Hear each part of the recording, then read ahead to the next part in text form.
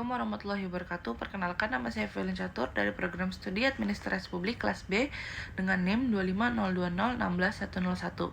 Pada kesempatan kali ini, saya akan membahas analisis kebijakan publik di bidang pendidikan, yaitu program Indonesia Pintar atau PIP yang menggunakan pendekatan inkremental. Akses pendidikan di Indonesia masih belum merata, terutama bagi masyarakat dengan kondisi ekonomi rendah. Ketimpangan ini berpotensi menurunkan kualitas sumber daya manusia dan meningkatkan angka pengangguran di masa depan. Oleh karena itu, pemerintah menghadirkan program Indonesia Pintar untuk mengurangi beban ekonomi masyarakat sekaligus mendorong pemerataan pendidikan.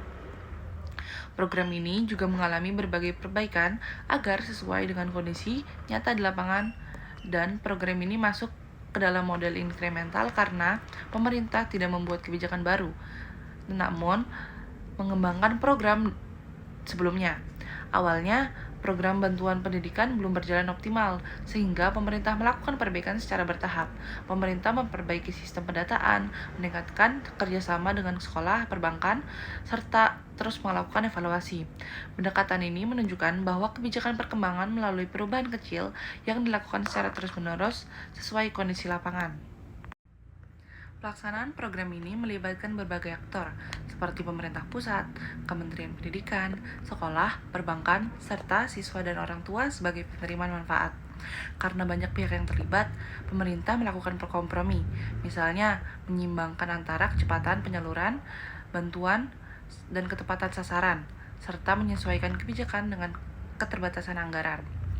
Perubahan program ini dilakukan secara bertahap, dimulai dari penyaluran bantuan kepada siswa yang kurang mampu, kemudian dilanjutkan dengan perbaikan sistem, pendataan, dan mekanisme penyaluran.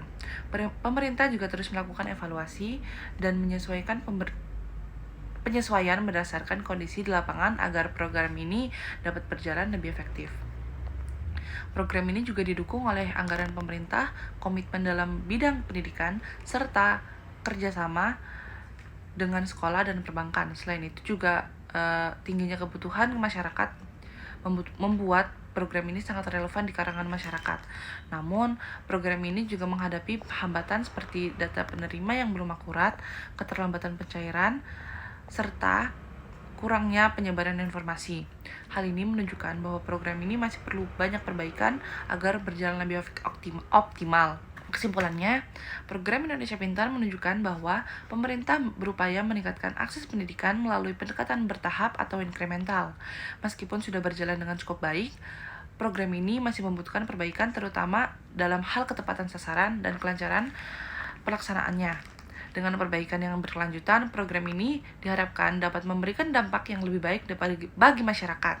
Saran dari saya yaitu pemerintah perlu meningkatkan akurasi data penerima, mempercepat penyaluran bantuan, memperluas penyebaran informasi, serta memperkuat pengawasan agar program berjalan lebih efektif.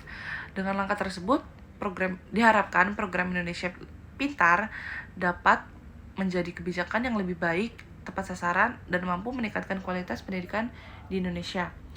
Kurang lebihnya mohon maaf. Wassalamualaikum warahmatullahi wabarakatuh. Terima kasih.